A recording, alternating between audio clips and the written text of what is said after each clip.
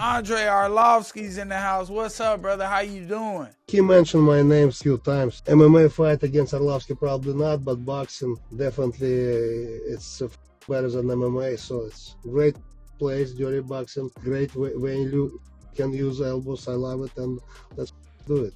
20 years ago, you were the heavyweight champion of the UFC, and now fighting at a very star-studded show in Miami, which you call home. What was that like? Now I love elbows even more. You know, I called my time kickboxing coach Artem Levin. I said, you know what, I didn't underestimate elbows. Now we have to work more, because I saw his bone. It was big, nasty cut. It was great. Yeah.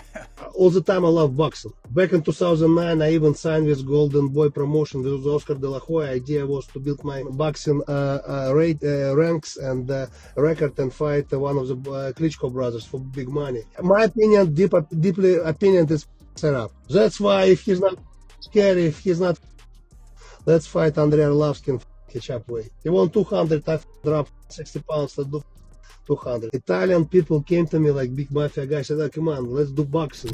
Welcome back to OverDogs Podcast. We are here fresh after the DBX1 event. Dirty Boxing Championship took off like a rocket ship, and feedback has been great. Been hearing a lot of good things. Obviously, you know, our first show, and we will do better, and there are things that the team has been talking about that they want to work on and focus on, and I just, sky's the limit, you know. Can't wait for DBX2. I think it will be incredible. Shout out to the amazing fighters that we had on the card. The performances were great. A lot of good things. What's up, Mac? What'd you think about it, man? Good to see you out there. I thought it was fantastic, man. Yeah, I mean, it was cool. We'll obviously be talking about that for probably the next 20-30 minutes. I was honestly more prepared with questions for you, but I don't know. Overall, dude, everything was awesome. Like you said, there's things we need to work on, but that's obvious. You know, like anybody, it's the first show. Yeah. Great explanation, Mac. I love that, man. It just sounded like, yeah, can't argue with that. So, well, I mean, are you asking like my experience there personally? Because I have a little bit of a different experience there, because I'm not necessarily a fan. I'm a fan, but I'm there working. But like as a fan, dude, I mean, I have not seen. I did a deep dive after the event when I was coming home, looking up like the hashtags we were using and just kind of sorting through what people were saying about the event. And I was telling Bags this yesterday. It's like 99% positive, 90% people saying this is going to grow. This is something they're willing, you know, to keep tuning into. And there were only two things that I saw people have any criticism about. The audio issues, where it's like, dude, no, you know, we were dealing with a little bit of audio issues there. We'll get that figured out. No problem. First show. And then the other thing I'll talk about here in a second, I wanted to get your opinion on it. But overall, dude, it seemed like everyone loved it. Everyone there loved it. I've never seen so many stars at an event. I mean, honestly, like it was crazy, dude. I couldn't even get to them all. I had to go talk to Aiden Ross, get a little shot for socials, you know, and then Primo's pointing out everyone else. And I'm like, Jesus Christ, dude. Gary, shout out Gary running around helping me get those. You know, dude, it was just it was crazy, dude. You guys outperformed yourself. Lots of stars in the building. Miami, they showed up. The local fighters promoted well. Other fighters promoted well. You know, something I want to say to the fighters that fight for dirty boxing. Don't fall down. Don't get knocked down. Don't fall down. Don't trip. Because the chances of viewing it as a trip or a toss or a wrestling, besides that one huge double leg, you know, don't fall down. Or it seems that people are getting stuck in a position to be ground and pounded and are having trouble finding a way to get out because the commission will not allow,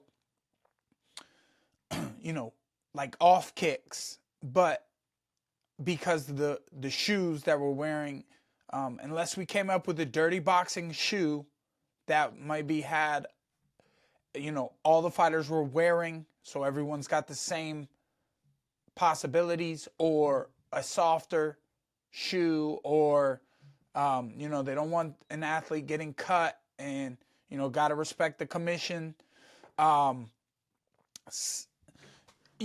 was curious if the feet are already on the hips, just push off. It's not a kick, just push. Or if anything, you cause a stalemate. No one really grabbed for the legs if they were down. No one tried to pull their opponent into them to create that stalemate to get stood back up to the feet.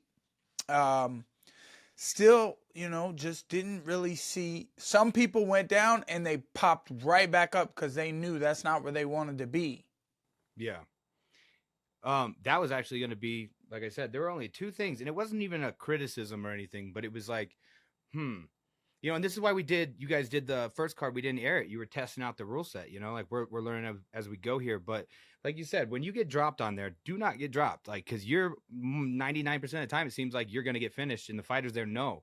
And so what they were talking about was essentially like, I wonder if there's any way you could tweak the rule where maybe you don't strike as long. Maybe there's like a 5-second count you get to strike, because when a fighter knows when you knock someone down, you don't even have to really hit clean shots. You can just kind of hit gloves and they turtle up. It's over. You can just, that's cardio at that point. Just ba ba ba ba ba ba until they pull you off.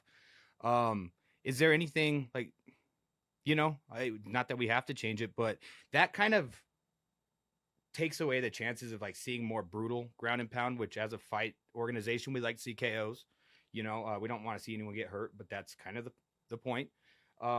67% finish rate, 8 out of the 12 fights finished. It's a good concept. Definitely something we'll have to speak about in a meeting, and but like you said, maybe just guys need to learn.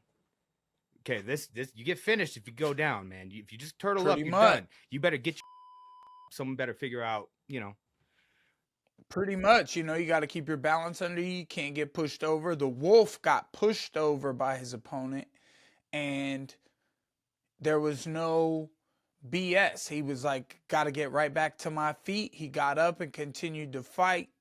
That was a good one. I enjoyed watching that fight. That was a banger. He talks good. He says, it seems very real from the streets. He's like, you gonna pay me to up, and I'm not gonna get in trouble with the police. Shoe, let's go.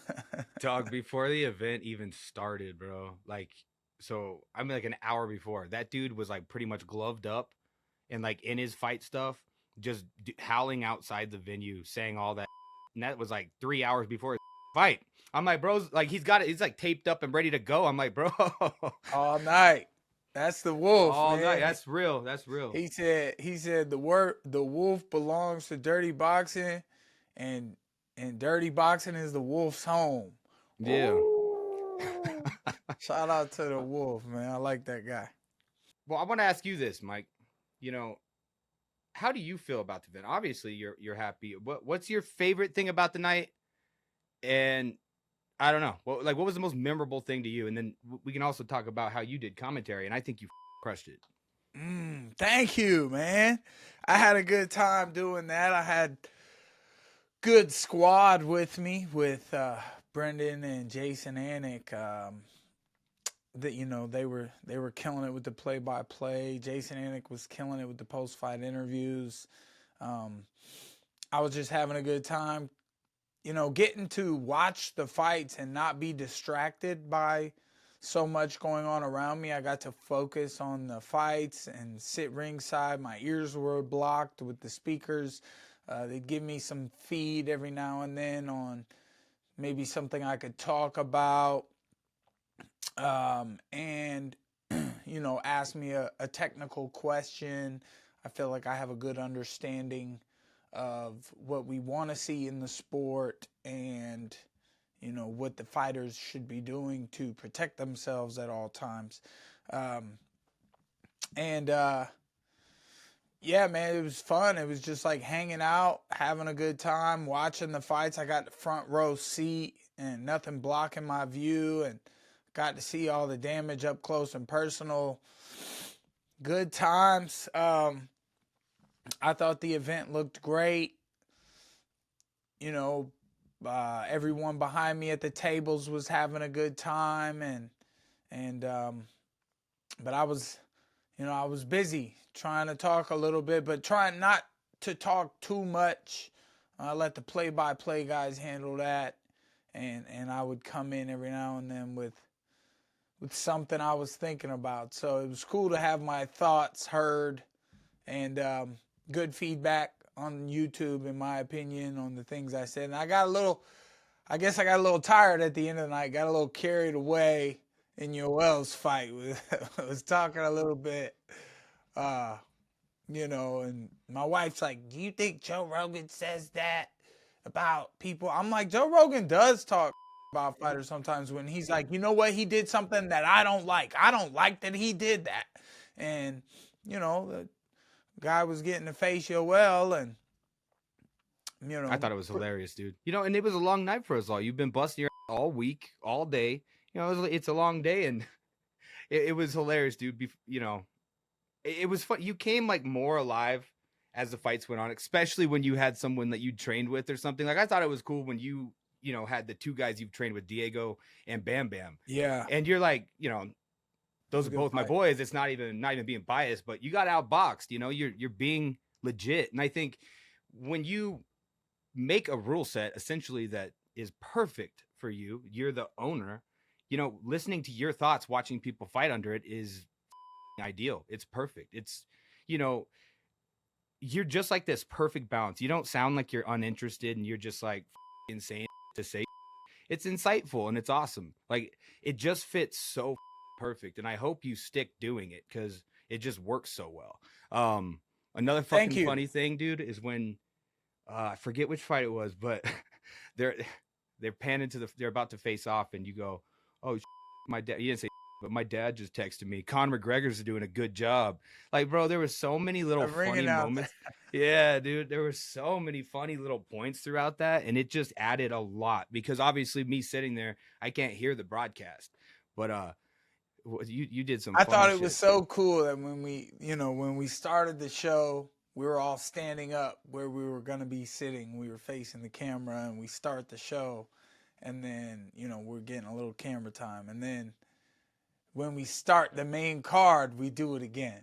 And we start the main card. I was feeling like, Joe Rogan, John Anik, and DC out there, man. We were getting it. There were some funny tweets, man. Jason killed it. But there were some funny tweets about people being like, tell me why I didn't know John Anik had a twin brother, because they turned on DBX and saw him there. And they're like, what the did he grow out his hair? Jason killed it, bro. And you guys looked professional. You guys, I can't say, can't speak highly enough. He comes table side, and he's got to he puts the earmuffs on and is listening to the speakers, and then he gets up and does the post fight, and he's got this lump in his hair. Yep. Hey, he said, and he sent it, man. He did a great job. Yeah, he did send it, dude. Yeah, he sent it. Man, thoughts on celebs like Aiden Ross and PBD and many UFC fighters, lots of NFL players in the building. I saw a couple of my Ultimate Team players there, bro. It was wild. I mean, one of the first people I saw there, Mark Coleman. Shout out Mark Coleman. Yeah, I did. Stitch was working the car. To him.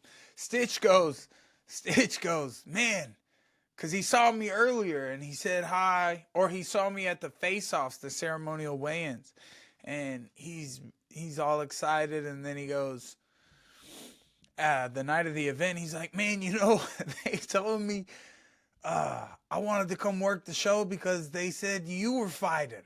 Oh. And I was like, oh, no, not tonight. It's my promotion, and we hope eventually that I'll be fighting. But, oh, man, that was pretty cool that Stitch, has worked with all these guys in the fight game. And he goes, oh, Mike Perry's going to be fighting. I get to work with him. Let's go, man. I'm just another guy on the list. He was cool as like he was right next to where I was sitting, his little station. And when I saw him, I went, oh, before the event, and I go, dude, I just shook his hand and didn't want to bother him. Told him he's a legend. And a little bit later, there was a little bit lull, and like we had a few minutes, and he was kind of chilling. I thought, you know what, dude, I have to get a picture with Stitch. He's iconic. Everyone knows him. He was in the Balboa movie, dude. He was in, like, that dude is the cut man. You should have been out there doing media interviews for OverDogs podcast. I was, well, man, I had, see, and this is something we could talk about, you know, posting cadence and stuff like that, working socials. What's up, Mac Malley here with the OverDogs podcast. Well, I I'm didn't have talking time. with Lilo and Stitch, the best cut man in the combat sports industry. Sir, what is it like working on fighters in the corner after getting boxed with these small gloves and catching those elbows? What are you experiencing?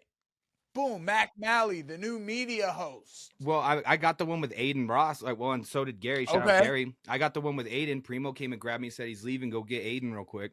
And only the big wigs. Yeah. But peep this Stitch thing. It was funny. When I go back to him, I'm like, yo, man, we got a couple minutes here. Do you mind if I take a picture? Do you take pictures? I didn't know, but he's such a nice guy. And he looks at me and goes, if you let me rip your pen, my vape. And I was all, what the? And he's all, no, just kidding. We got a picture. But, dude, Stitch was dope as I was sitting next to Cecil Peoples. You know, if you guys are hardcore MMA fans, you know who he is. He was loving it.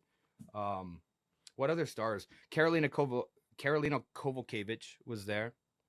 Who else, man? There was Trick Daddy. Is that Polish. that girl that Marab's always doing videos with? Is he? No. No, that one she does France TV. Yeah. She was there. She was there. No, Karolina Kovalkiewicz is the one who fought Joanna, young Jacek. Oh, yeah, the Brazilian girl. No, Polish. She's Polish too. I did see a Brazilian if you saw her, you'd know who UFC it is. fighter. Yeah. The one who had a fight with a couple big names. I squared off with Yoel Diaz. Ooh, yeah. He's so respectful, and he showed up with Miami. Some people came out for him, and it was nice to have him fight on our card.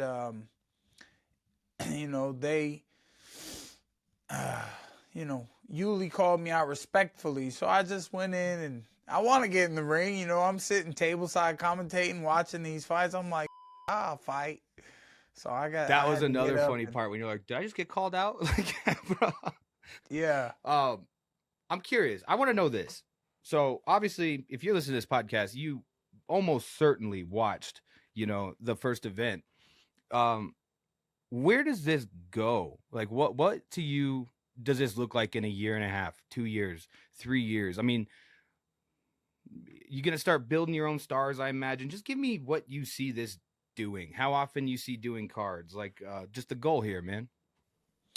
Well, I saw some guys, talking about the platform and the privilege, and people watched, people paid attention. I guess, we need endorsements, we need sponsors. We had one. Shout out Market Cypher, the real crypto face, and the crypto industry with our strike tokens. That's real money. It's good money. We're giving out bonuses, and you can, the day you accept it, you can transfer that money over to your bank account, and or you can leave it in to grow. But where do I see it, man? I think it's, for a lot of people, it wasn't just having a good time, which we did. That was a bonus. But, they're trying to build something groundbreaking. And I think what we got out of our rule set really was, an exciting night of fights. The fights were action-packed.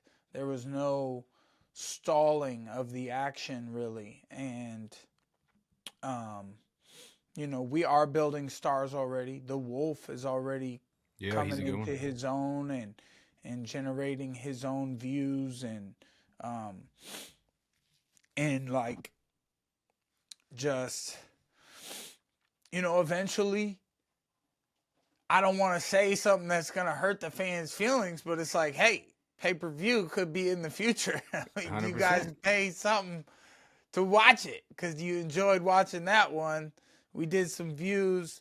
You know, we got to have some meetings, talk about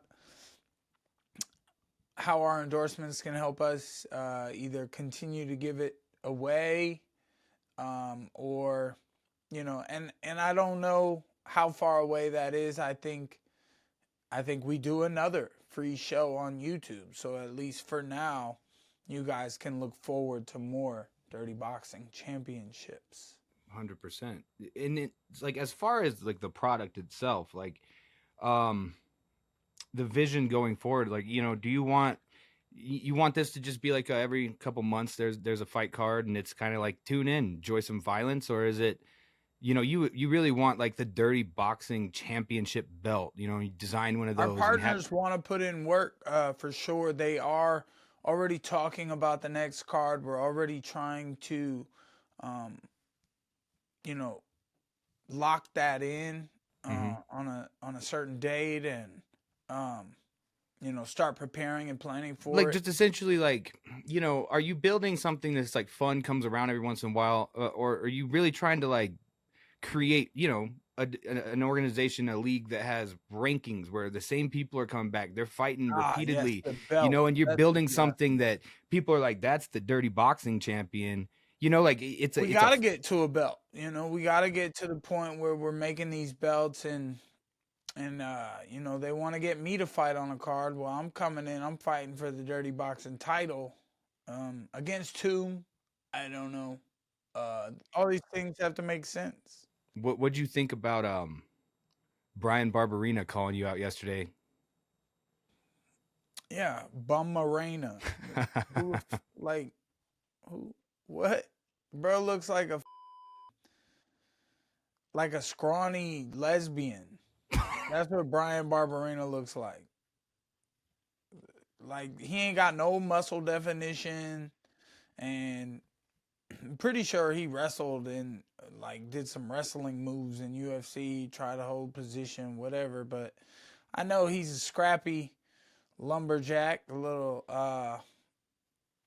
But you know, I don't look into the details. If it makes sense to fight, you know, who cares about Brian Bumbarena?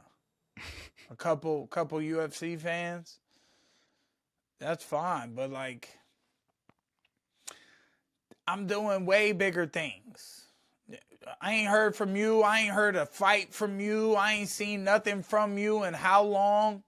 And then I break into my promotion and you're going to be like, oh, let me do that. Shut the up. How about that? Shut the up. Go do something. Go back to construction.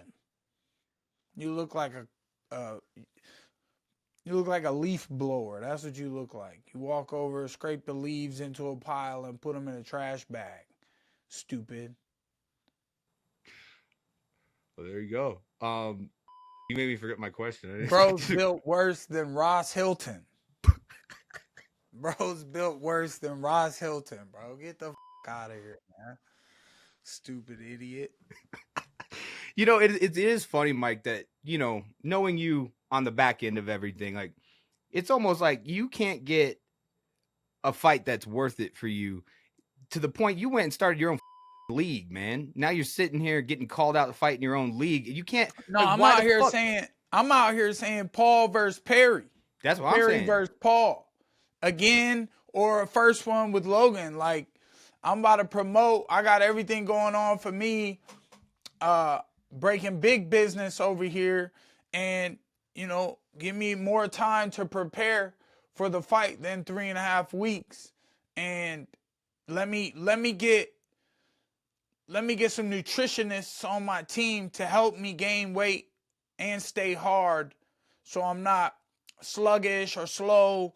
I want you to be able to face the best Mike Perry possible. Someone that's out there looking like Yoel, or, you know, like when I get to fighting, I was thinking that watching the Dirty Boxing fights, I'm like, man, could you imagine seeing me in there at this rules? Like, I'd have a ball in there, man. I be going crazy, throwing bomb combinations. A little bit like, Holy War Angel, Oluwale Bamgbose. He showed us a great first round, super explosive, super athletic, great combinations, just fighting a really tough guy in Craig. And Craig held it tough, and Oluwale gassed out, and then his chin wasn't as strong as maybe it used to be. Craig kind of bumped on the chin, or there was some headbutt, or I'm pretty sure maybe an uppercut got through, but Bamgbose kind of gassed, and his chin gassed as well, and then he just wasn't liking it anymore. But like the explosiveness and the athleticism was fun to watch in the first round. Hell yeah.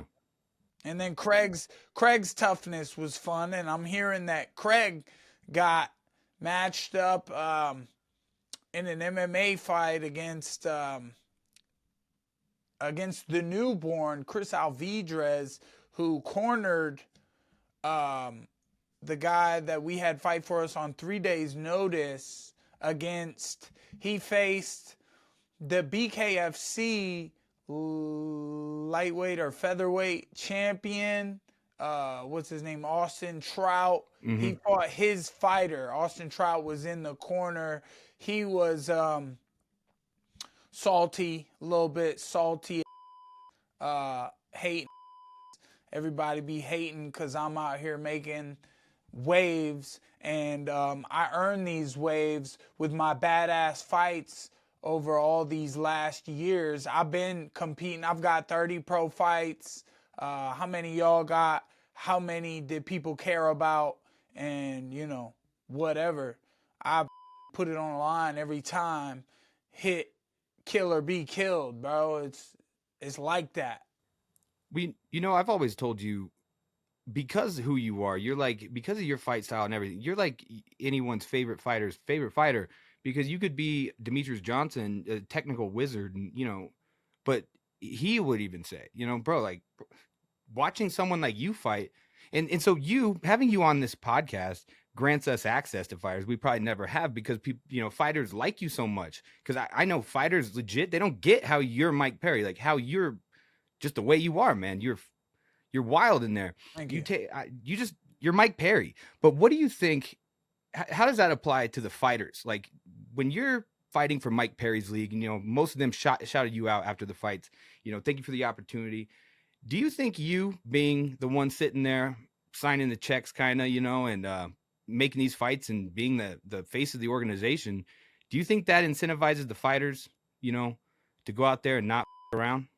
Well, I believe ultimately it was me who decided where some of the money goes, the bonuses, and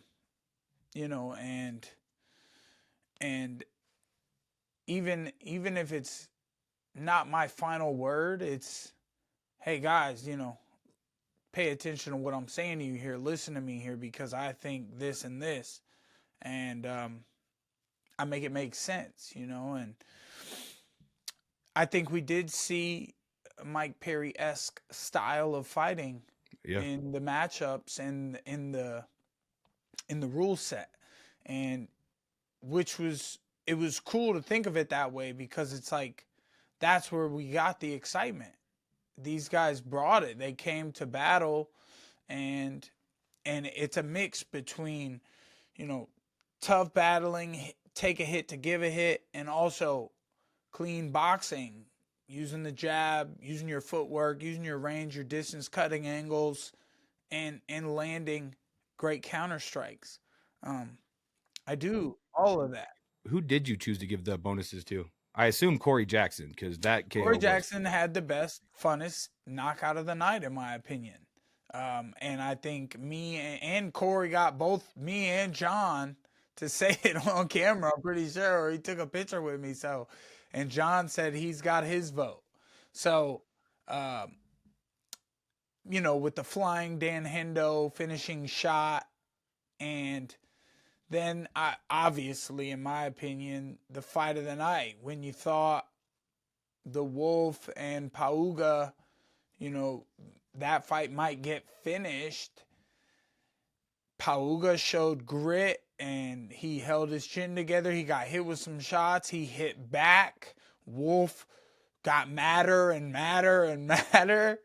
And to me, that was fight of the night. So I'm pretty sure they're going to get their bonuses. It's going to be, a couple weeks and one that, they each need to have a conversation with a team about how they accept their bonuses. We want to make sure with crypto, when you're dealing with that stuff, that you open the account, you get a couple pennies sent to you to make sure that everything's working out, because different apps, different crypto wallets, different things work in different ways, and some accept, some don't accept certain coins or funds or stuff like that. So crypto is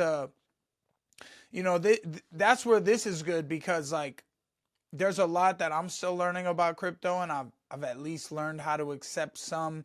There's been some money sent to me through certain wallets that is lost. It's up in the air, and it's like, man, it's out there somewhere. How can we get it? I've had people searching for it, try to get it, and it's like, we want to make sure you make all the right decisions before you ever even try to get that check sent to you or that NFT sent to you. I've had, I think, 2 NFTs sent to me, and I don't own one. I don't have an NFT. Now I got the physical NFT King of Violence Panda card. Oh, I got one too. I got one too. I got one. Oh, you got the King of Violence one, or you got? No, you know what, Chuck? One. Chuck, if you're listening to this, you need to make me a Mike Perry one.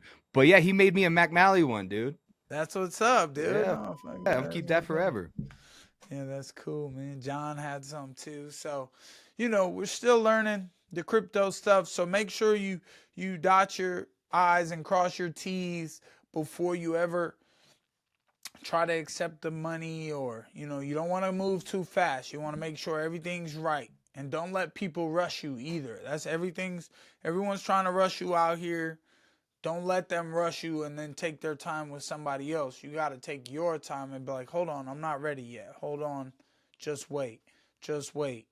Oh, wait, I think I'm getting there. Hold on, I want to make sure, cross my I's and dot my T's.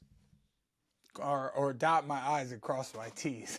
I didn't even pick it up. You said it so naturally. I was like, yeah, dot the T's. Dot the T's, cross the I's. Let's go. Have you heard from anybody that maybe surprised you, or like, I don't know, like maybe did you see or hear anything like the Pauls talking about it or mentioning it, or a fighter that you would like to see fight? No, man, I invited Jake Paul, and he was like, I'm going to be on vacation with my girl at that time. Thanks for inviting me. Maybe, in the future. So shout out to him. He's real respectful. We had a little battle, and I would like to, like I've said before, earn that fight again. People are like, oh, you got to earn that. What are you talking about? Yeah, you got to earn that, stupid. Yeah, he's like millions of followers, millions of dollars, and that's something you have to earn. I did it by beating Thiago Alves in a way that no one had ever done, and, I need a little more time to prepare for the boxing gloves, the boxing aspect, the round time from 5 2-minute rounds to 8 3-minute rounds, and also at 200 pounds. Give me a fair shake at, getting nutritionists, doing things the right way. Give me 12 weeks to prepare for something that I've never been involved in. And, but, he really was on vacation. Otherwise, he probably would have come to the show. It was a great star-studded show. We had a lot of good people having a great time down in Miami. And he proposed to his girl, and she said yes. So now they're engaged. And I saw some clips on Logan Paul's page of the reality show they got coming out, and I thought it looked great. I thought the stuff looked great, and they're working really hard, and they're doing amazing things, and they catch a lot of hate and slack, and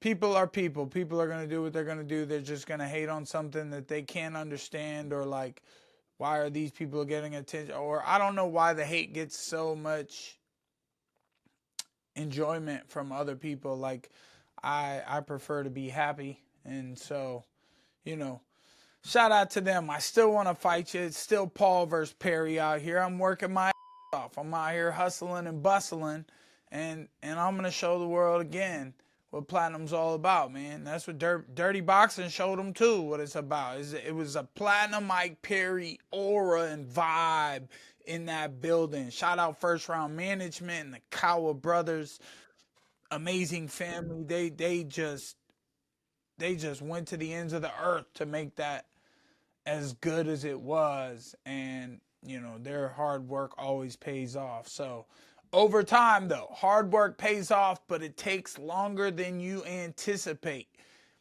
You do something big this time next year, we're looking at some huge possibilities. That's the way I'm thinking about it. And there's going to be more fights coming this year. Ice Bags is trying to stack them up. Dirty Boxing, he had such a good time. He just wants to do it again and again. Yeah. All right, our guest is here for the from the Dirty Boxing 1 fight that he had in the co-main event. Andrei Arlovski's in the house. What's up, brother? How you doing? What's up, guys? Very good. So was that fight a little tougher than you thought it was going to be, or is it about what you anticipated?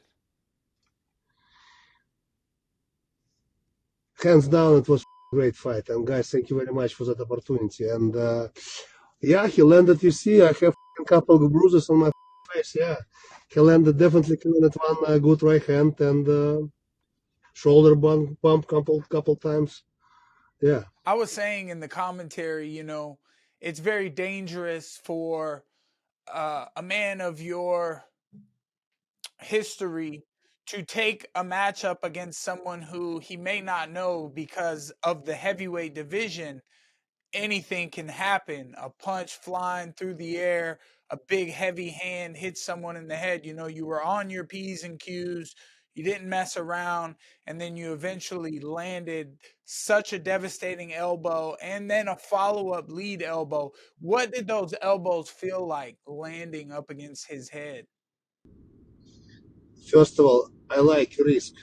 It's all my life. It's a risk. And secondly, I promise you, I promise Abe, I promise Dirty Boxing, I promise First Round Management, I'm going to be on that card. And now I love elbows even more. You know, I called my Muay Thai kickboxing coach Artem Levin. I said, you know what, I didn't underestimate elbows. Now we have to work more because I saw his bone. It was big, nasty cut. It was great. Yeah, it was great. Yeah. For the doctor to come in and stop it. And then he apologizes to you. He goes, "Oh, my bad, man. You cut my head so bad I can't continue fighting." The doctor stopped it. What do you think about that? It was an idea to cut you. Come on, guy. Right. When Abe told me you can throw elbow and ground and pound for 5 seconds, it was a piece of cake. You know, when I last 24 years I fought 5-minute rounds. Here it was 3 minutes only. It's great. That's great. I thought it was funny. You hit him with a nasty elbow in this angle, and a lot of people thought that's what caused the cut. But I was sitting there cage side. I showed you the video right after you finished. It was the step-in elbow. It didn't even look from certain angles like a strike, but you hit him, and I was like, oh, his face is. It came from that.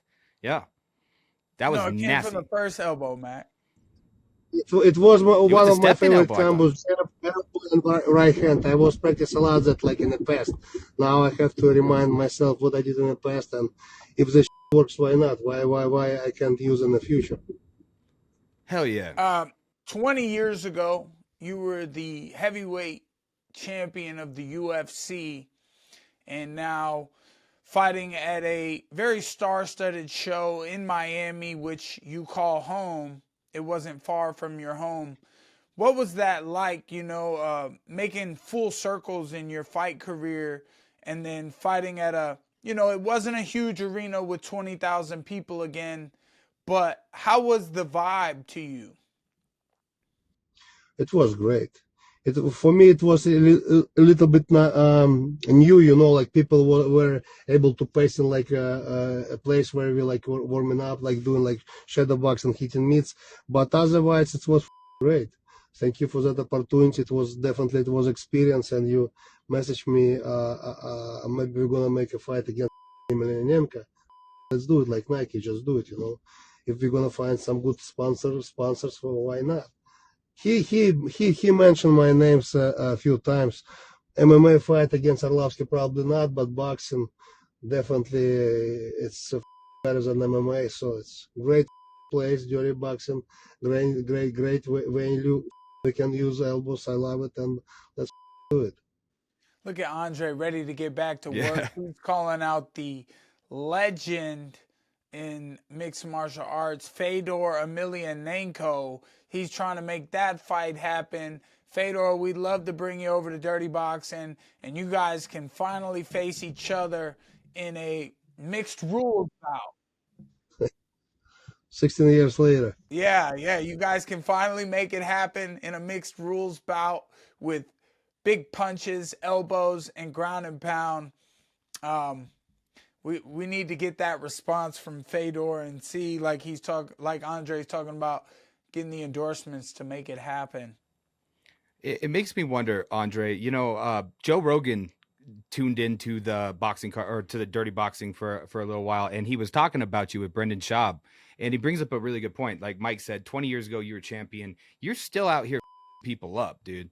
And like it's like you're ageless. You're still out there.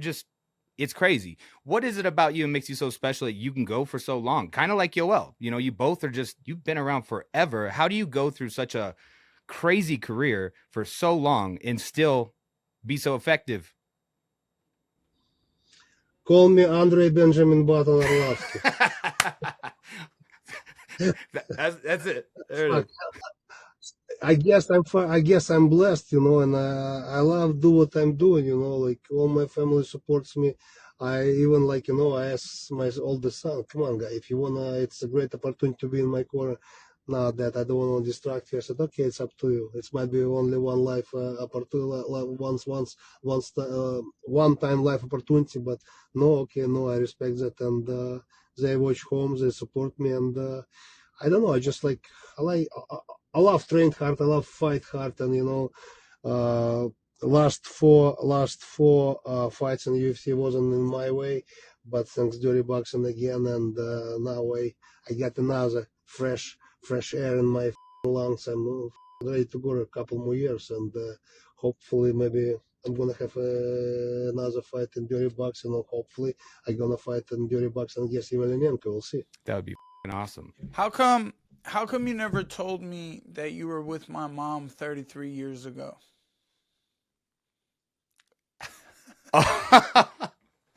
You're my dad, bro. I see it. You're my dad, bro. What the heck? Oh, sorry. No, just messing around, I guess. You pay me back, right? When I ask you what do you say? So you repeat yours. I'm just yeah. Okay. I'm trying to make you feel guess. good for like being there. Hey, thank you so much for being here, huh? What? With me.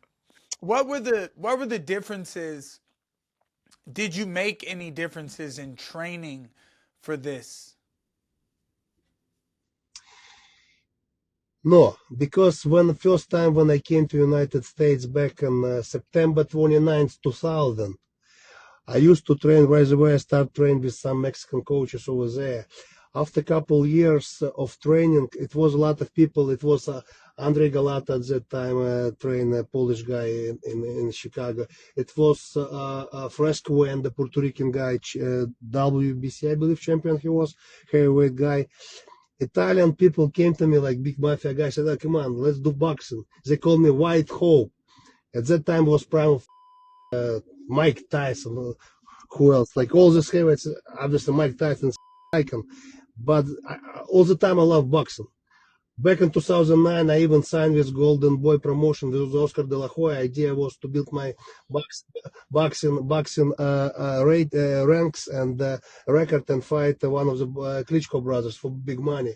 This shit didn't happen, and a few years later, James Stoney fought Randy Couture, and McGregor fought Floyd Mayweather. I was supposed to do this back in 2009, but it is what it is. I'm happy where I am right now, and I still have fire in my eyes. I'm ready to go a couple more years. So I always love boxing. Yeah. If you ask me what's my favorite boxing, of course, Mike Tyson, Johnny Tapia, Arturo Gatti. I love all the old school boxers. When you're at ATT or when you're training for, I mean, obviously you have to work on get-ups. If someone wants to take you down, you have to practice getting back up to your feet. That's what you want to do. You want to play the points, you want to out-jab them, and then eventually land that big strike. But do you still do jiu-jitsu, or you try, you would prefer No, of to course, fight I all have coming up match in GFL in May or June, I believe. So of course I attend all classes, and but I love boxing. Everybody like chaos, and actually I saw my fight. I still have a lot of work to do in boxing, movement, hands, etc., etc. Some small details I need to fix it, and I'm okay. I'm curious here. So boxing, you have the big gloves, a lot harder to get a shot through. With some, both of you are so experienced at boxing. What do you feel about 4-ounce gloves in boxing? Do you prefer that much more? Actually, you know what? I love those gloves what you have, guys, in dirty boxing, because it's kind of like form your arm. You have to keep your like fist like all the time. And what I believe I ask Mike, and he told me, and what he's doing BKFC, he has to like keep his fist all the time locked. So it was great. And for some reason I thought gloves a little bigger than MMA gloves. I might be wrong, no? What's the size of the dirty boxing gloves? They're the same, 4. Yeah. 4 ounce? Oh, I thought for some reason maybe 6 or 8. Okay. The first test show, we had 5-ounce gloves, and they adjusted them and made them a little smaller and a little tighter built to really cup that fist. No, it was great sit. My hands was like sits good, but next time I need size bigger, not XL, double XL at least. Oh, okay. The size of the glove. I'm curious. I was actually going to ask you kind of about that. There's been a lot of controversy, or discussion about the UFC gloves over the years. The eye pokes happen all the time, and then Pride had this figured out forever ago with the curved gloves. This is Dirty Boxing's first official event, and no eye pokes. Like you said, seems like you like the gloves. UFC made a new pair of gloves. They already went back to the old ones. Have you fought with both of the gloves from UFC? I hate the last one. I like previous one, but last one was quality wasn't so good. The shape wasn't so good. They didn't sit right in my hand. I didn't like it. Last when I fought like back in June 2024, I didn't like that model. Previous, yes. Last one, no. Interesting. So, is it easier to box in 4-ounce gloves or 12, 16s, or 10s? Of course, 4. It's lighter. You like, yeah. Well, see, but I can see a lot of boxers saying they like the big ones. So, interesting, man. No, they like big one because you can protect better yourself, right? But everybody like from the audience point, they like chaos. If you want to put a great show, obviously you need smaller gloves, but good quality, good shape, and let's go. Yeah. Have you ever trained with Yoel Romero? One time back in 2015, 16, I believe, when we used to train together with John Jones in Albuquerque, New Mexico. I believe Malky or Abe, they brought for one day Yoel Romero there. He used to train with John. I wanted to ask him like to show me some, but I was shy, I guess, so I didn't ask. But I saw how they work out over there, wrestling. And the wrestling, what's so funny? You saying you were shy. Yeah, of course, I have manners. And I didn't ask him, and somehow Somehow, how I met Yoel? I met Yoel probably through George Masvidal I used to train with his striking coach Paulina Fernandez, and I believe like Paulina worked with that time with Yoel as well. So that's how I met Yoel. Yeah.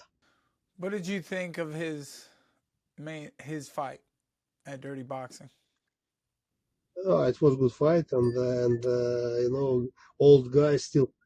Of course, I asked, can I sit and watch his fight live? Somebody gave me a chair. I share with my boxing coach, and after he won, I make a post like still rolling, old guy still rolling. So it was great. It was a great night. Yes, absolutely, man. You guys are legends. What'd you do after, man? How'd you celebrate? What I did, I went to the hotel, I took a shower, and I met that Russian guy who came to you, I believe, to John, to everyone, took a picture, and he told me, listen, Emelianenko called you out for the boxing match, and we went to, it was some Russian place open in Hallandale in Hallandale, Miami. We drove there. It was like I believe like 3 or 4 o'clock in the morning. I was super tired. I created that video. Everybody thought I might be drunk a little bit, but I said okay, whatever it is, what it is. And I posted yesterday that video, and I went back home. Wife was waiting for me. My oldest son was waiting for me, and that's it. Hugged them, kissed them, and went to sleep. Family time, man. You always you have a lovely family, and your sons, are they into fighting? Are they training? No, they want to fight, but no, they cannot go through I went. So they're priori already few steps ahead. So they lazy. No, baseball for now. Baseball. Baseball. Okay, yeah. Baseball's a good pastime for sure. Of course, and good contracts. Come on, 700 millions, 900 millions. He need to support his dad when I'm going to be that old. Yeah. These athletes that got $900 The owner of check. the Yankees was there. He's 19 or 21 years old. 900 millions plus endorsement. He stands 10 years old. $1 billion. Did you see Joe Rogan and Brendan Schaub talking about you?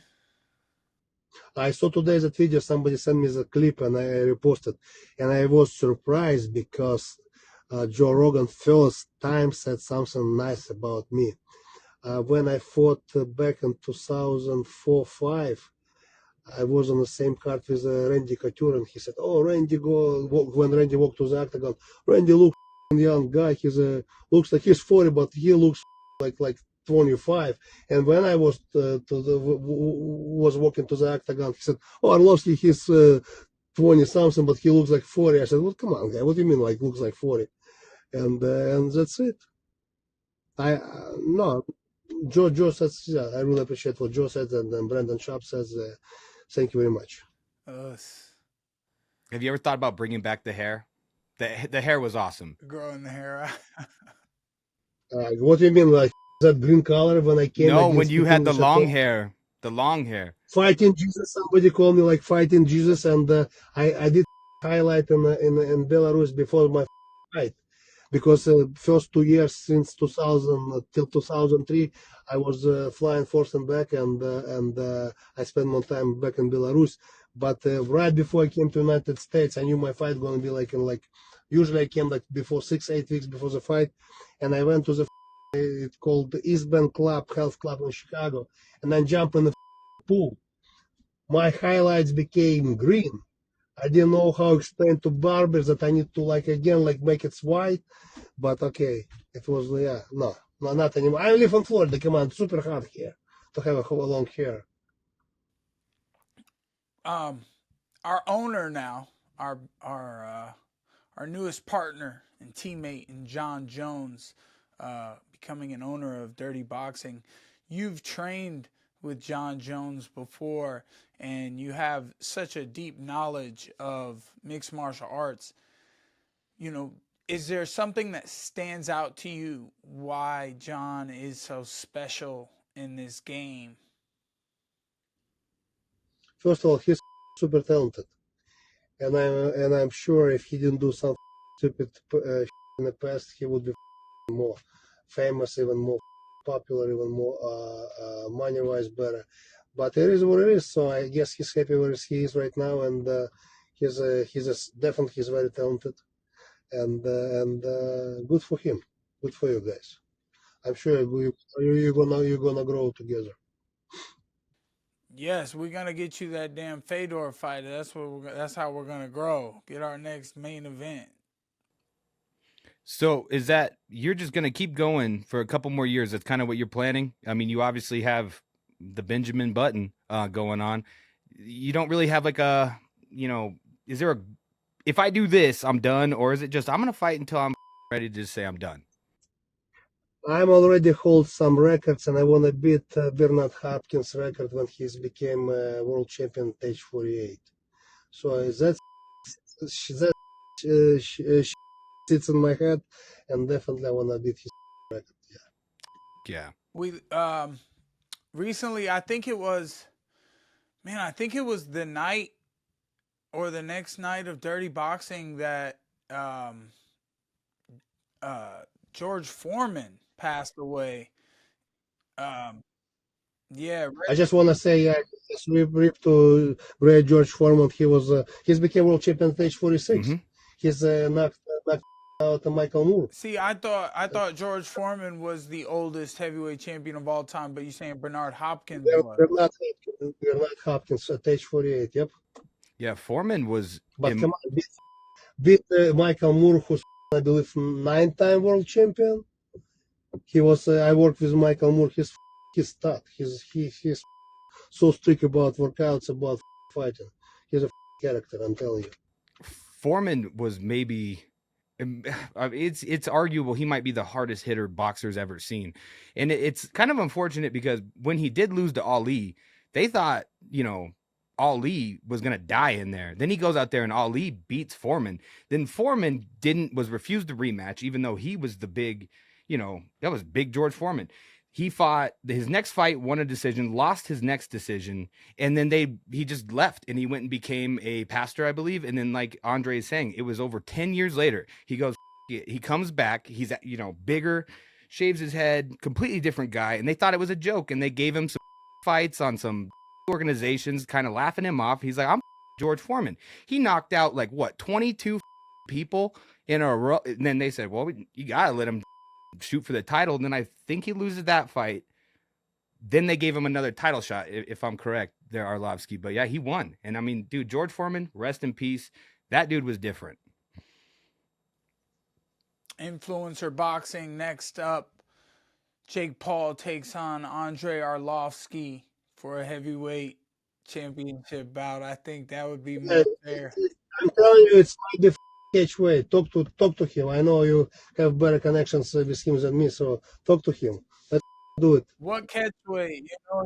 He weighed in against Mike Tyson at 228. What are your thoughts on Jake Paul beating up 58-year-old Mike Tyson? Honest opinion? Yeah. Yes. Only. I think it was set up. In what way? Do you think there was an agreement he could come not on, knock? Mike Tyson. No, I think it wasn't. No. My opinion, deeply opinion is set up. Mike. No. My mind says me no. It's impossible. Jake Paul beat Mike Tyson. No. Absolutely not. I love that. That's why if he's not scary, if he's not, let's fight Andrei Arlovski and catch up weight. He won 200, I up 60 pounds, let's do 200. 210 even better for me. 220, 220. 228. He was 228 against Mike. Okay, 220, 228, 230. I'm sure we can make this happen. Let's make it happen. With your resource, with Jake Paul resources, let's do it. That's actually a sick shot. I while ago recorded videos. Hey, Jake, let's dance in the ring. Right before your fight, Mike. Yeah, or after your fight, and no response. So yeah, let's do it. You've always been a heavyweight, a bigger guy. You've always been over 200 pounds. Once you got to, what, 18 years old? And back in 1996, I started training sambo and judo, and it was in sambo and judo it was weight category 100 kilos and plus 100 kilos. I was about 106 kilos, and coach told me, "Listen, it's easier for you and to cut 6 kilos, like about like 12 pounds, and compete in 100 kilos." And when I saw how lightweights divide chicken wings on 4 parts and eat, I said, "No, I don't like that weight. I like to eat. I like food, so I'm not gonna do this." And that's why I became a heavyweight. Yeah. I ask because I was talking to Mac earlier. I said, man, I need to hire a nutritionist that can help me put on the weight the right ways. When I had that fight, I ate 3-4 times a day, as much as I could after every exercise. I had my protein shakes, I got my protein bars, I ate chicken and steak and eggs, and I'm working out twice a day, and I can't. If I gain 3 pounds, I lose 5. If I gain 3, I lose 5 or 6. I'm just like going up and down in my weight, and I just couldn't make 200 pounds. I couldn't even do it. Too much training, too much cardio, and I tried to eat, but it just didn't work for me. And I was telling Mac I need to hire a nutritionist. 100% talk to Abe. I'm sure he's gonna find you a good nutritionist. 100%. That's the right guy, huh? How has testing evolved over the years? Because you were in it in the, you've gone through every phase of testing in its most scrutiny and the least. What would you prefer, Andre? Are you a guy that's like, let him juice, I don't give a like, or are you, no, we should all be tested? No, like I said, I don't give a let's do it. If fight gonna happen, everything gonna be on his rules. He doesn't want test, no test. He doesn't want heavyweight, let's do catch up weight. Let's just bring the money. Money talks. Let's do it. Very scary guy, Andrei Arlovski is. He just ready for all the action. That's why it's scary. Yeah, 100%. Let's do it. What you got? 70 pro fights? Nah. 55, 60 maybe. So last victory is going to MMA record of probably MMA record, yeah, because of elbow. I'm not sure. It's gonna get listed on Sheerdog, that's for sure. But as far as question, our OverDogs Portuguese page was asking me at the event. The coach that was there with Moicano was like, they showed his record. They put the MMA record sometimes. And he's like, because it's dirty boxing, he's like, does that go on his record or not? I think I said no, but I'm actually not sure. Because they don't grapple in dirty boxing, I don't think they'll add it. And we get our own individual. So that's the thing for guys coming over. If you hear that, if you're looking for some experience, but trying to keep your record polished, come on over to dirty boxing. And I don't think it's going to affect your record. You get a whole new pro standing record with the commission. So now Andrei Arlovski is 1-0. Nice. I like it. Andrei Arlovski, first heavyweight dirty boxing champion coming up, possibly. I was trying to so we got Yoel coming on as well. I was gonna wait and let you guys have a chat with each other if he comes on time here in 1 minute. Almost impossible. I bet you he's not gonna be in 1 minute. Cubans and Brazilian people never on time. Never. at least from my experience. Oh my gosh. Andre, as someone who's been around for as long as you have, how has the fight game evolved? And just overall, boxing, UFC, new promotions like Dirty Boxing coming out. Is it better or is it worse? Did it get better? It definitely got bigger, but is combat sports bigger? Is it better now or did it used to be better? That's a good question, man. No, definitely now better. I was fighting in UFC 24 years, and yeah, they all the time change some rules. When before when I came to UFC, you can beat people on the ground like it was in the Pride. No, I like it. I like everything. Like lately, like about MMA, about dirty boxing. I'm telling you, I was super excited when Abe told me about elbows. I used to I throw a lot of elbows with my coach Artem Levin, and he all the time tell me, "Come on, guy, throw elbows." I said, "Nah, that's not worth." But this, I'm telling you, this jab, elbow, right hand to right elbow, it was one of my favorite combos. And I don't know how and why I throw this, and I saw blood, and I saw bone. I said, "Wow, this works." Right after the fight, I called him, said, "Artem, you're absolutely right. Let's do more elbows." Clear this up for me because there's disagreements out there. Which one was it? Was it this elbow that cut him, or was it the step-in one, the combo you're talking about? Elbow, yes. It was the one elbow, where you. yep. I think it was the rear right one that got through. You cut him, and then you hit him again with the lead elbow after that. I'm pretty sure.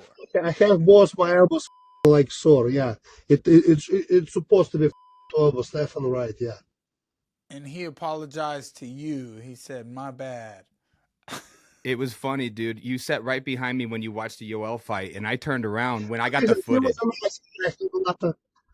He's a nice guy. Listen, I guess he's apologized more guys in front of you because like he wants to put show, like he wants to fight 3 rounds, but it happens in second round, and he was super professional. So nothing, no beef between me and him, and I wish him all the best in the future. Of course, definitely much respect to Terrence Hodges. He was a big underdog in that fight, and he fought like a big bat out of hell, man. He was swinging for the fences, fighting, taking on a legend in you, Andrei, and he was putting up a tough matchup, and he kept making you a little madder in there. That's why you finally had to end the night and finish him off with the elbow. But you were right.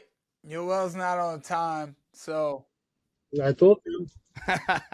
Well, thank you, Andrei, for your time today, man. Thanks so much. It was a great performance you had in Dirty Boxing. A real pleasure to speak with you, man. You're a legend in the game, and you're still shooting off like a rocket. Pause. So thanks so much for your time, brother. Thank you very much for having me. It was a pleasure, and God bless you guys. And Mike, see you later. God bless, brother. See you again soon. See you guys. Thank you. I wanted them to be able to say hi to each other, but he was right. Dude. He spoke it like it is. He stood on it. Can't blame him. Can't blame him. Yoel's probably knee deep. He's probably getting massaged by 5 people right now. Yeah. Sipping Red Bulls because he doesn't drink, or a virgin pina colada on the beach, getting his toes rubbed in Miami, living like a king. Silver Olympic medalist. Oh, I'm sorry. Olympic medalist. Who cares what color it was? Yeah, he's an Olympian. That's Yoel. Yeah.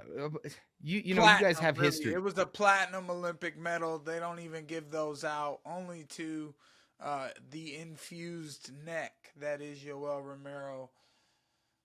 I was thinking last night what I could ask him, and I really have, if I could only ask one, I have one question for him.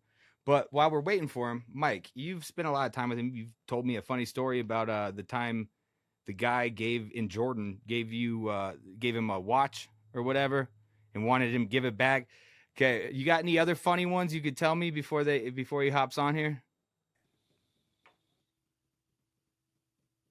Yoel's hilarious, dude. Like he doesn't drink, and he's So we went to dinner there with the Prince, uh, and the Prince actually goes to school in Arizona, and then like a princess goes to school in Canada. No, the other brother goes in Canada, and then the princess is like up in like Boston. That's where it was. I believe that they all went to school. Like those kids just they're just getting all the knowledge that they can, and so we eat. I'll tell you something about. We eat this stuff in Jordan called mansif. Do you know about mansif? I'm not sure. What? Explain it. So, mansif is like rice, cashews or peanuts, I think, and yogurt and lamb, and you eat it on, and you eat it with your hands, and it's hot. It's smoking hot rice and lamb. Like you peel the lamb off the bone, and it's like just steaming. And it's like a huge plate like this, and there's like 10 people around, and you mush it up with the yogurt into a ball in your hand, and you eat it. And like there's like 10 people with their hands in it, but everybody's kind of staying in their corner because we're trying not to like. And then this one guy's like, he's mashing it up, and he's like, "Here, you take it." I'm like, "No, bro, I'm not doing that." And so the part about Yoel is I'm pretty sure he tried to get, or I don't know if he asked Yoel and Yoel just didn't even look, or I think I might have said, "No, I'm good. Why don't you ask Yoel?" you passed it off to him? because like, ask him. Don't just think that I'm acceptable to ask that I want to eat this out of your hand. Like, what am I, stupid that I want to eat this? No, I don't like germs. And Yoel's so scary, no one's even gonna ask him. I want to be scary. Don't ask me. I mean, it was brave for them to ask you in the first place, but you didn't just say like, "Oh, my stomach hurts. I'm okay," or "I'm chewing already," or something. You just went, "Ask Yoel." Yeah. Did Yoel eat it? You don't remember? No, I remember that he definitely did not take that. No, he said. If I was there, I would have anything, taken he's the like, bite for no. you, bro. I would have. He just done it. went, Fuck it. no. But it's funny that Andrei said that about Yoel, because Andrei's Russian, Yoel's Cuban, but Yoel did wrestle in Russia, and he knows how to speak Russian. That's why. Well, another reason he's such a monster, and everybody knows about the Russians, dude. When it comes to MMA, they'll catch you when you're not looking. But they say no the same way. Yoel speaks Spanish, and him and Andrei say no, the same way. It's like that's the end of it. That's period. Yeah. Mike, I got a good question for you that I wanted to ask you right before you hopped on here while we're waiting for Yoel. But you are very interesting, and this isn't to just glaze you. I mean, I give you all the props you do because it's so good to see you and what you're doing, glaze, man. Dude, well, I mean, bro, there's gonna be a YouTube comment like, "Oh, dude in the glasses just here to glaze." What is that? It used to have my tattoos on it, yeah. Oh, that's what's up. Is that one of those custom made ones from that one person? Someone made me one, sent it to me. I don't know who. I wanted to send it to Ariel Helwani, but I want one for myself as well. And it used to have my tattoos. It doesn't. But anyways, the question you were asking me, glaze it up, bro. Glaze it up. All right, here we go.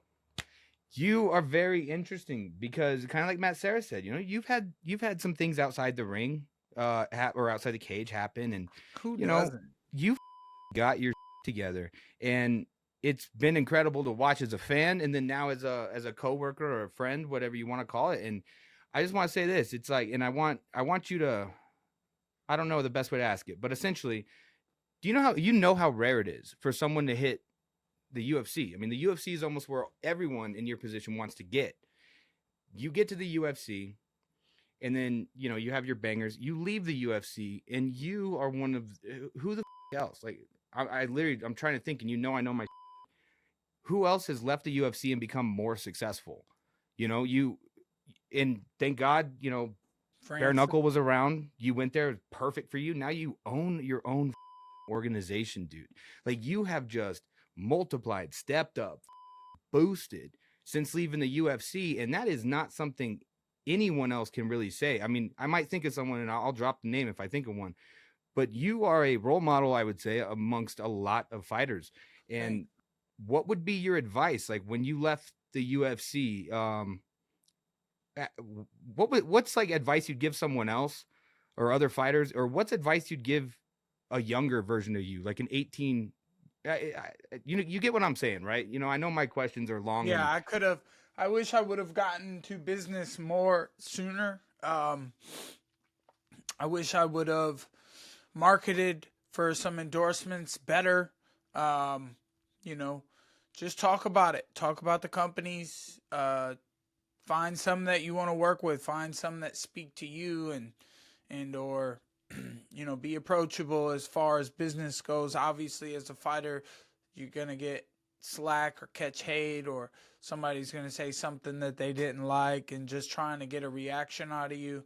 Um, but as a fighter, you can easily give that reaction and not, you know, physically make the contact, and they get a little scared. They get a little poop in their pants. So, you know, sometimes it's fun to do that. I don't know. I'm glad that some of the partners came in and they saw the hard work ethic that I had.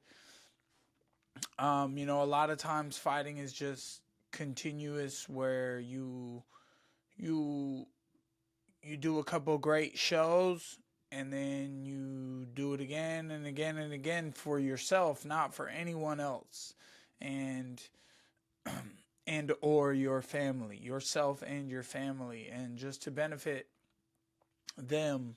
uh you know, find a way to do it for others. You got to give back to the community where you can, uh and have ideas, have things that you want to accomplish, have goals that you want to accomplish. And you know, um, actually the new kick this year my wife has been on was, because people used to say you write stuff down, right? And then my wife has been telling me, you know, we don't we don't share these things, and we can't write them down, because when you write it down, the demon realm can get to it. And so you just keep it to yourself. You have to keep a lot of things to yourself. You have to dream big in your head, and don't tell anyone your dreams, because they won't have the same flair for it that you have, and they won't have the same love of it, and they won't, you know, they might not be dreaming. And you know, obviously still some people can be like, "Oh, that's great. I'm happy for you." And you know, or how do we make it happen? Or you got to make the connections. Networking is so important, which is, it's a little tough for my wife or family at sometimes, because they see me on my phone, and it's like, I'm a promoter. I'm promoting. I'm still a fighter. I'm waiting for a matchup, a battle. I was in David Feldman's ear yesterday, you know, just sprouting ideas like, dude, I'm getting ready. I'm so ready. And you know, I got sparring tonight, and you know, a step at a time, a day at a time, and we do what we can and try to be the best that we can, and try to be better than that tomorrow. So, and put yourself out there. I see these influencers, and they're like, 500 emails to get a yes or maybe 5 yeses, and offer something and show them what you can do, and there's a lot you can do with just your words and your mouth and promotion and talk to people or put yourself out there, make videos. And that's what I say now to like guys coming up or they're still amateur. I'm like, figure out how to create some revenue in your amateur career. When you don't get paid to fight, find all the avenues to make money outside of the fight. Be like, hey, I'm a fighter, but I'm going to promote this product, this thing. I want sponsors on my shorts. I want to, then you make the content. Then you make the videos. It could be a silly video. You got to pay attention to what goes viral. A silly TikTok dance from a tough guy is going viral sometimes. Just having a good time. It's got to be authentic. It can't be forced. And, you just have a good time with life, and then you spread that energy around, and then you make things happen. And then when you do have these meetings, you have to have a breakdown of details in how much you want to get paid and why you want to get paid that much. Don't sell yourself short, but don't sell yourself too high. Find what you're worth. Find what you can bring to the table, and somebody will take a chance on you. I'm curious, do you remember the exact moment or your thoughts when you kind of set out on this path? Like, so I don't know how that happened. I know all the guys, but do you remember the exact moment this became a reality that you could have a fight league, and how you felt? And was this always the plan? Like, did you get a text? Did someone say, yo, it would be dope to start? Oh, that would be dope. What went through your mind in the specific moment you realized that this could be what it is? Man, I don't know. I sold a corner spot in the UFC, 11 grand. I sold a phone call on Twitter for 10 I grand. remember that, actually. And now, like, I'm so grateful for that guy. And like, I want to make it worth their while. And like, hey, but money does talk. Like, if you're somebody, and as a fighter, a lot of people can try to waste your time too. Like, you can find yourself in a conversation with someone and you're like, wow, this conversation's not going anywhere. What is the point of it? You're a fan of me, and okay, cool. Like, you want me to be a fan of you, but like, there has to be a reason, and you can't feel bad about that, So breaking into the business side, it just, I guess when I wasn't really turning out to be as great as a fighter as I thought, there were times, I'm still great, but fighting has so many avenues. And, if all I thought about was just fighting, winning the fight, being so tough and strong. And it helped. All I did was put it into the fights, and I just wanted to be able to be tough enough to handle anything thrown at me all the time, as much as it could get thrown at me. And that was a little bit too fast. Sometimes you got to take more time in between fights. Some of these fighters that have a great record, they get into a little trouble in a fight, they work through the adversity, they get another win, and then they take time. They go back to the drawing board, and they fix things with their team, and they take their time before they get back in there again, because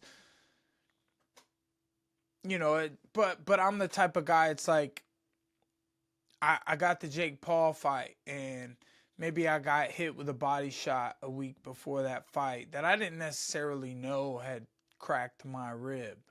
And feeling sluggish, feeling bigger, trying to put the weight on, but wasn't my normal hard self. Wasn't moving as fast as I might. But that's normal. When it's fight week, you want to feel faster, you want to feel sharper, feel stronger, and you know that nerves and everything, all the pressure making you feel weaker, you know that that's just like a part of it. And when it comes time to perform, there's no telling how you show up in the ring as long as you show up in the ring. So it's like, I'm always that guy. It's like any fight I've ever had and signed a contract, if I signed that blood contract, that blood was paid for. I spilled that blood. You know, I fought. There was no backing out. There was no getting out of it. I signed that contract and I fought every time. I never pulled out of nothing. If there was a button, okay, and it takes you back to the second you knocked out, I forget his name, but you knocked him out in your UFC debut on short notice, you know, became a star right there. So you can hit a button right now and you go back to the moment you succeeded in your opportunity. This does not apply to your family. Your family still comes out because you're not going to hit the button. I know how you feel about your family if your family's involved. Your family, all that still happens. But career-wise, you hit this button and you go back to that moment and you get to try again. Would you hit that, or are you happy and this is the way you feel like this is how it was supposed to go? This is better. That's tough. I mean, that's a good one. Everything else goes good. I mean, I knocked Hung Yu Lim. I have a battle with Danny Roberts, which I love that fight. The Danny Roberts fight is a classic, instant classic.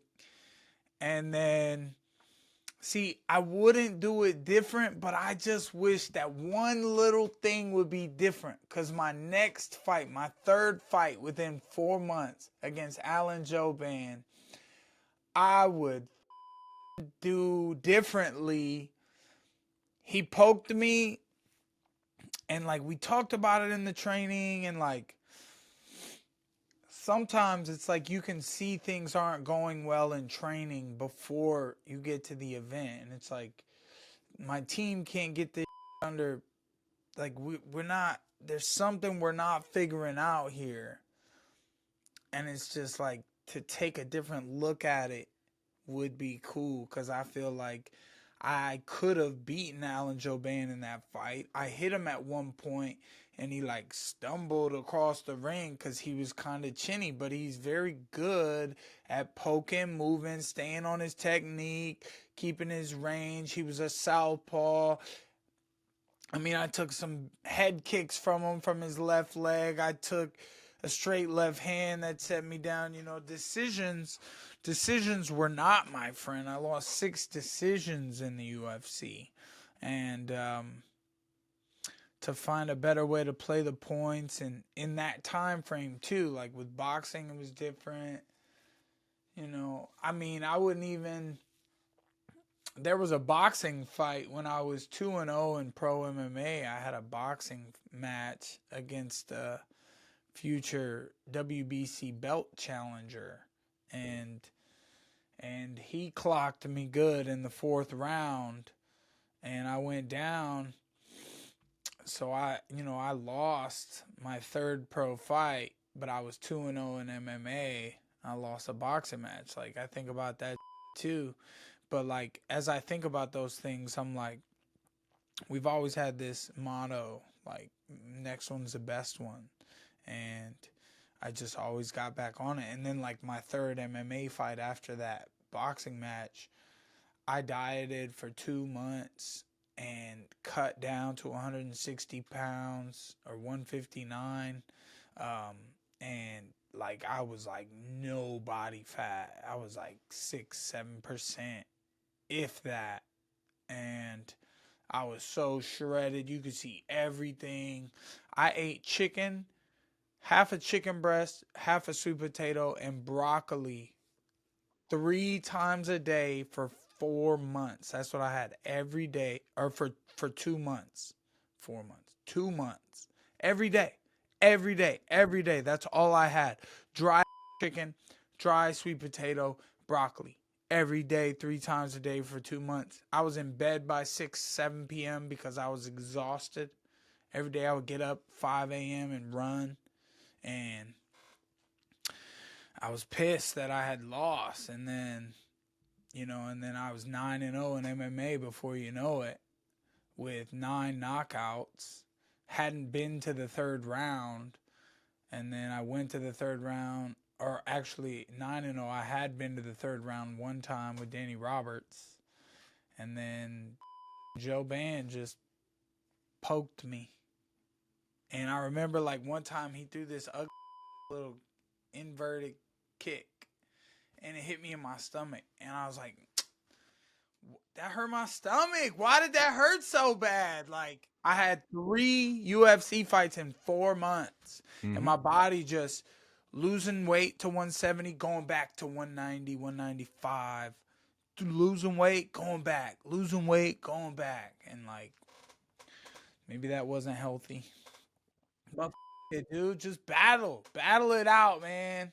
See, you've always come off like, dude, it clearly, like, it I don't know, upsets or bothers you. It just doesn't sit right with you the way your career went. We hold grudges, man. What's that? We hold grudges, man. Like Drake 100%. said. But a lot of fighters, a lot of fighters would want to just go, I tweak this, I'll go do it again. Give me again. But some would say, I lost that fight, move on. And you can tell it just bothers you. It didn't go. You could go back and change a few things. So do you hit the button? No, I don't hit the button. Respect, because like I said, dude, you became one of the only people. I literally cannot think of anybody. I mean, you could say someone like Demetrius Johnson left the UFC for one, but that's different. Like you're an enigma, Mike, and you're killing it. I don't hit the button because I'm still waiting for what happens when I'm 50, and I did it, and I really, really did it, and I'm 50, and I'm just living my dreams of reality, and I'm on a yacht and having a good time, enjoying the sun. I could jump in the water, and I'm waiting. I'm still working for that time. That time is coming. The rest of my 30s and my 40s are going to be great. There's going to be hardships and times of hard work, but it's going to be great, man. And I'm looking forward to what is to come, and I'm going to work for it. And there's plenty of family time to be had. It's deep stuff, man. I like it. I love it. Yeah, it's good stuff, man. You like I said, man, you crushing it. You have something here that's huge. It's just going to be awesome to watch you grow and continue doing this. Thanks, dude. Yeah, you too, man. You're growing in your own way. Yeah, I know. I'm here with doing a podcast with Mike Perry. Yeah, but what's up? What else for you? What's next for you? What's the move? What's the business opportunity? And what is this? This is what I do. How do you grow it, and how do you monetize it, and how do you make it bigger? The only thing I really, besides this, like, I want to get back into the beef jerky thing, and Bags wants to help me with that. We have something there, bro, and you still haven't tried it. I'm going to make a huge batch and send it down there to Garrett, and Garrett's going to hand it out to all you guys, okay? So, look, Mike, my goal right now, for me, I'm from New Mexico, Port, you're from Flint, Michigan, But, like, for me, dude, it's just to be happy. It's to be happy and not hate going to work every day. And right now, my life's a dream, dude. I sit here, and this is work for me right now. I don't consider it that, but that's what it is, I'm happy as my goal is to grow Dirty Boxing and grow the podcast in Campai Pandas, and with that comes with growing Bags, brand, with growing your brand, everything. Bruce Lee, that's a sick shirt. Biwata, my friend. Biwata. So that's my goal. Make Dirty Boxing dope and a staple of the combat sports community. That's my goal. The fact that I had to fight for this, and then then people break in without ever taking a punch. I'm like, good for them, man. They did it with their mind. And I've always thought that that would be cool to be a businessman from the start and then get to fight. Like Josh did that. You know, he's always been a businessman, and then he was like, I want to fight. I want to box. And he's like 50 years old, boxing in Dubai on a crypto card. Like, that's pretty cool. I think I need to do one of those. And I have trained in the past, but it was more, here's what I did. I'll make it super quick. I loved MMA. It didn't really have anywhere to train. I live in a super small town in New Mexico at the time, and there was it's just in crime out here and nothing to do. And so I rented a place, a little tiny spot, like in a strip mall, and I bought a bunch of those puzzle mats, and it wasn't even very many. And then I just let the homies come there, like some of the younger kids, my age kids, you know, like 20 years old. I let them come there, and we would roll and spar and try to like learn from each other and just something to do besides and to stay in shape. And we around there all the time. I have a video, I think I found one the other day, of me sparring. I'll send to you. And I wasn't taught. My dad was a boxer, but I played baseball. But we would just teach each other with whoever came in. Like I had friends from Jackson's would come over, and they'd be like, okay, this is how you do it, you know, whatever. We'd spar, and like it was just for fun and for something to do besides. But I'll send you, because I think I look ridiculous, man. Like, no, not really. I'll send it to you, and I want to get your opinion on it. Yeah, I'll tell you how bad it was. I want you to rip me hard. It like, dude, I don't care. Be honest. But I'll say it. I made the dude quit. No, for sure. I'll do it. Strickland sent me a video yesterday, a DM, and he was with a training partner out there in Extreme Couture in Las Vegas, and he's like telling me, he goes, this is what Straw and Strickland said. He goes, I'm with this dirty Brazilian right here. He's like, he's gonna piss clean. He's like, are you gonna piss clean? And the guy goes, no. And he's like, well, he's gonna piss clean. And he's like, he wants to fight for your dirty boxing at 185. And I'm like, Sean, awesome. Send me his page. He never gets video back of him, to like, look me, at this dude. guy. He never gets back to me. Like, you said the guy's name was like Czech or something.